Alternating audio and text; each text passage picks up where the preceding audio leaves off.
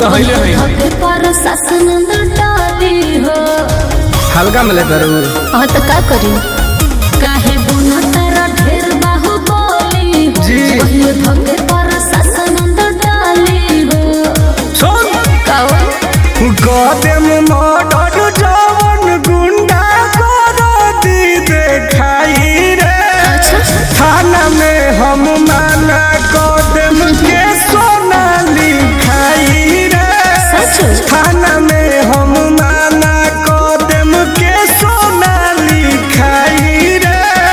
बुझलू बुझतनी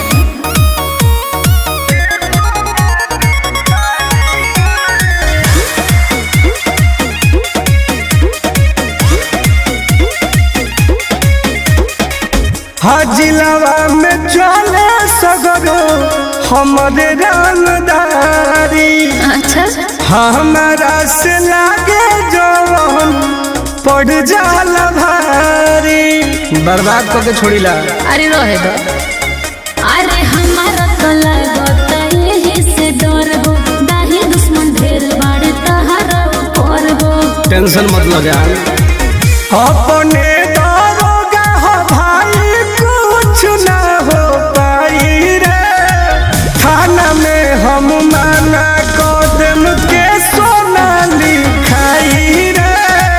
थाना में हम माना कदम के सोना लिखाई रे एक पीछा लगे हैं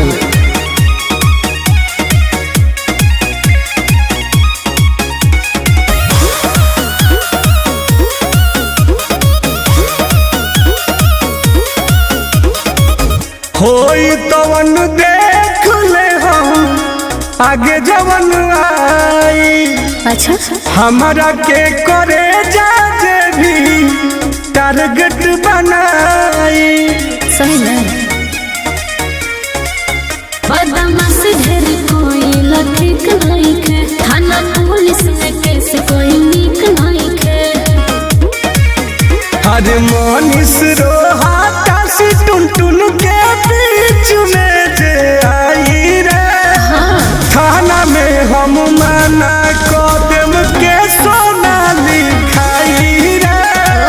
थाना में हम माना कदम के सोना लिखाई रे सिस्टम के साथ मत खेलो ये बात बा।